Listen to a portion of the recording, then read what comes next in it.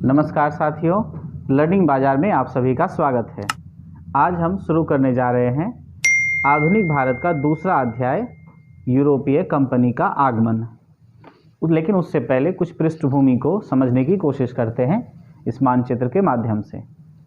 ये जो पूरा हिस्सा है, ये उस समय में रोमन साम्राज्य कहलाता था। इसके पश्चिम के तरफ के भाग को पश्चिमी रोमन साम्राज्य तथा पूर्व की तरफ के हिस्से को पूर्वी रोमन साम्राज्य कहते थे। ये बीच में मैंने मार्क किया हुआ है ताकि ये सेपरेट हो सके। तो ये जो पश्चिमी रोमन साम्राज्य था, जिसकी राजधानी रोम थी, पर तकरीबन 477 ईस्वी में जर्मन द्वारा आक्रमण हुआ और फिर इस पूरे साम्राज्य विनष्ट हो गया, ये नष्ट हो गया। लेकिन उसके तकरीबन 1000 साल के बाद इस पूर्वी रोमन साम्राज्य में, जिसको कि बेंजेंटाइन एम्पायर कहते थे और इसकी राजधानी कॉन्स्टेंटिनोपल या कुस्तुनतुनिया थी, पे ऑटोमन साम्राज्य तुर्क का आक्रमण हुआ 1453 ईस्वी में। तो जब इस ऑटोमन साम्राज्य का आक्रमण इस पूर्वी यूरोप पे हुआ, तो इस हिस्से में जो भी विद्वान दार्शनिक लोग थे वो भाग करके पश्चिमी यूरोप में शरण लिए, खास करके इटली में।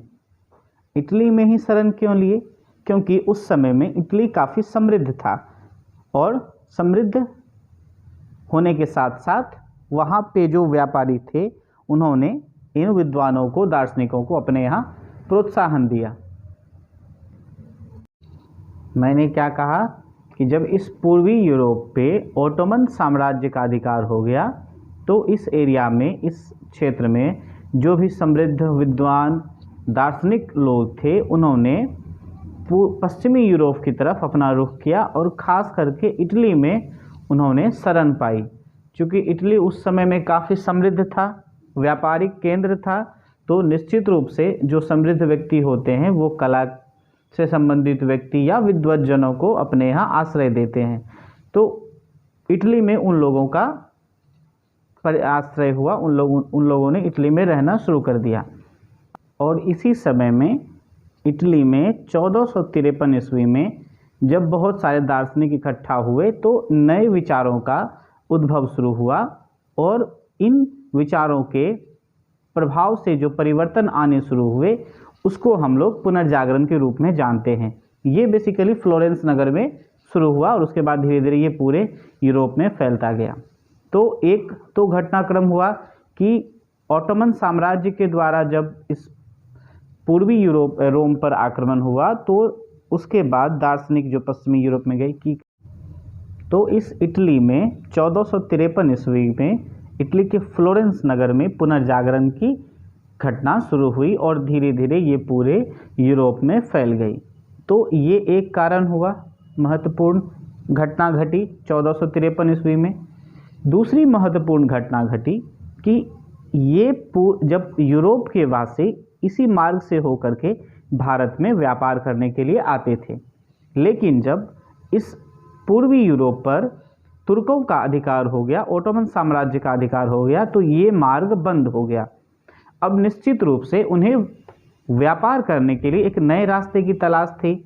तो इसी क्रम में भौगोलिक खोजों की क्रियाएं शुरू हुई, भौगोलिक खोजों को प्रोत्साहन मिला।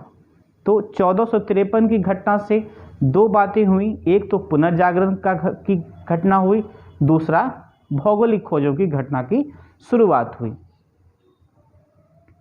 इसके पीछे एक और कारण नज़र आता है कि जब पुनर्जागरण हुआ, जब लोगों में एक अवेयरनेस आई, तो उन्होंने तर्क करना शुरू किया।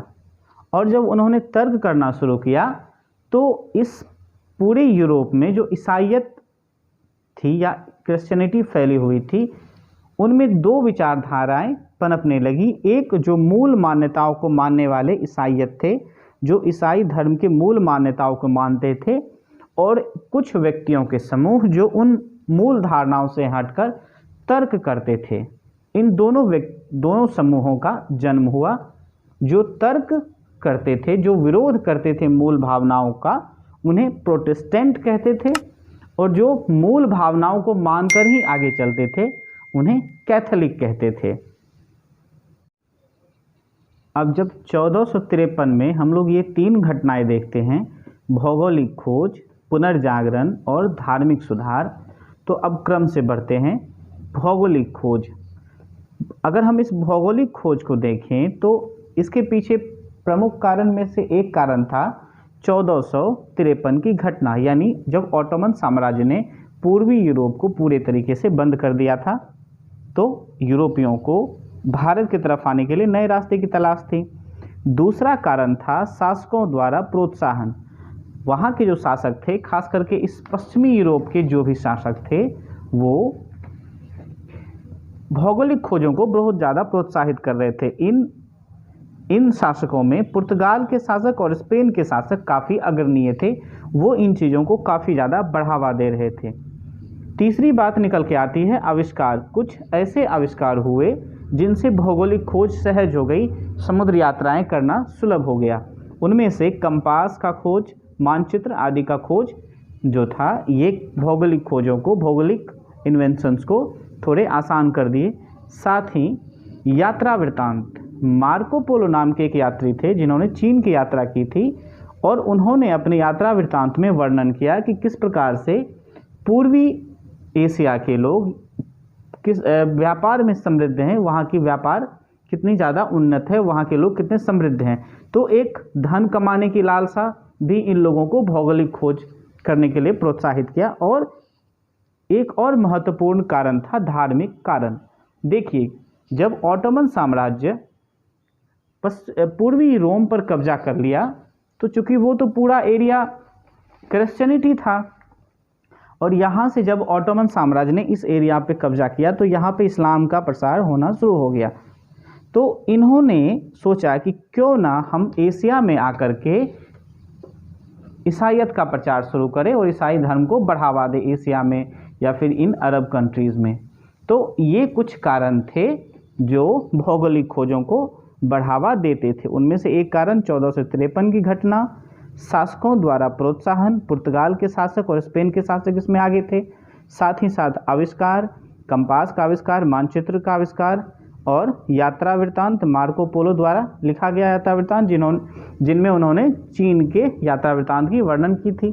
साथ ही साथ धार्मिक कारण यानी ईसाईयत का प्रचार करना। तो ये कुछ प्रमुख कारण थे जिनसे भौगोलिक खोजों को प्रोत्साहन मिला, भौगोलिक खोज की घटनाएं शुरू हुई। इन्हीं भौगोलिक खोजों के क्रम में ये पुर्तगाल का एक राजकुमार था जिसका नाम था हेनरी। उसे लोग हेनरी द नेविगेटर कहते थे। उन्होंने कई बार इस अफ्रीकी तट की यात्राएं की। इस अफ्रीकी तट की उन्होंने बहुत बार यात्राएं की और इसका उन्होंने एक मानचित्र तैयार किया। ठीक है, वो खुद भी नाविक थे और भौगोलिक खोजों को काफ़ी ज़्यादा प्रोत्साहित करते थे। ठीक है, उसके बाद यहीं से एक व्यक्ति जिसका नाम बार्थोलोम्यू डियास था, पुर्तगाल का ही था, बार्थोलोम्यू डियास, जिन्होंने इसी अफ्रीकी तट के सहारे चलते चलते एकदम बिल्कुल नीचे यहाँ पे दक्षिण अफ्रीका के सबसे निचले पॉइंट जिसको केप ऑफ गुड होप कहते हैं, इसकी खोज की। अब ध्यान से आप देखिए कि पुर्तगाल से एक नाविक चला, बार्थोलोम्यू डियास, एकदम इस अफ्रीकी तट को पकड़ते हुए उन्होंने बिल्कुल नीचे केप ऑफ गुड होप की खोज की। यहाँ तक उन्होंने यात्रा पूरी कर ली।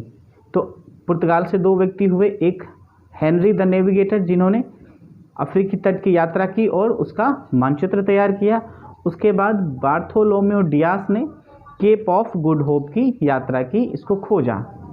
और उसके बाद एक तीसरे नाविक या व्यक्ति हुए जिनका नाम था वास्को डी गामा, जिन्होंने इसी तटरेखा को पकड़ते हुए केप ऑफ गुड होप होते हुए इस तरह से उन्होंने भारत की यात्रा की और यहाँ कालीकट वो पहुँचे। तो क्या देखते हैं कि सबसे पहले हेनरी द नेविगेटर जिन्होंने अफ्रीकी तट की खोज की, उसके बाद बार्थोलोम्यू डियास जिन्होंने केप ऑफ गुड होप की खोज की और उसके बाद वास्को डी गामा ने इस केप ऑफ गुड होप होते हुए भारत तक आने का रास्ता इन्होंने खोजा। तो ये कह सकते हैं कि ये पुर्तगाली नाविक जिन्होंने भारत आने का समुद्री रास्ता खोजा। और इसी पुर्तगाल से एक व्यक्ति और चले जिनका नाम था मैंगलिन।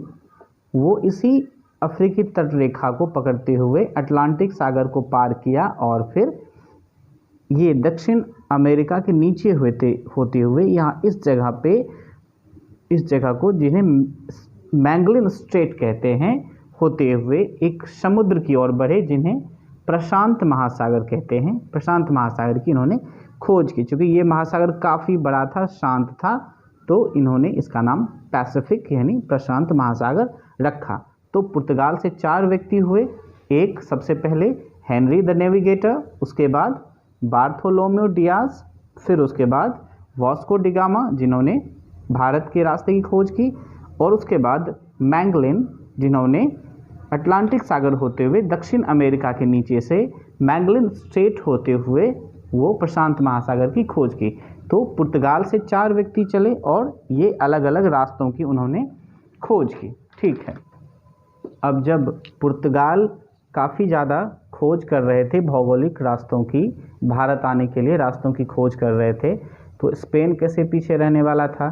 तो इन्होंने भी एक व्यक्ति को स्पॉन्सर किया और जिसका नाम था कोलंबस, और वो भी भारत की यात्रा पर निकले, लेकिन वो इस अटलांटिक को पार करते हुए उन्होंने इस अमेरिका की खोज की। ठीक है, और यहाँ पे जो लोग रहने वाले थे उनको इन्होंने इंडियंस कहा। तो स्पेन से एक व्यक्ति हुए कोलंबस जिन्होंने अमेरिका की खोज की, और पुर्तगाल से हुए वास्को डी गामा जिन्होंने भारत के रास्ते की खोज की। ठीक है, अब इसके बाद हम लोग पढ़ेंगे कि किस तरह से पुर्तगाली भारत में आए, उन्हें किन किन दिक्कतों का सामना करना पड़ा, किस तरह से उन्होंने पूरे हिंद महासागर पर अपना अधिकार किया, किस तरह से उन्हें अरब और इस भारत में रहने वाले लोगों से उनकी झड़प हुई, और किस प्रकार से उन्होंने ईसाईयत का यहाँ पे प्रचार शुरू किया। तो मिलते हैं अगली वीडियो में, तब तक के लिए चैनल को लाइक, सब्सक्राइब और शेयर करें। धन्यवाद।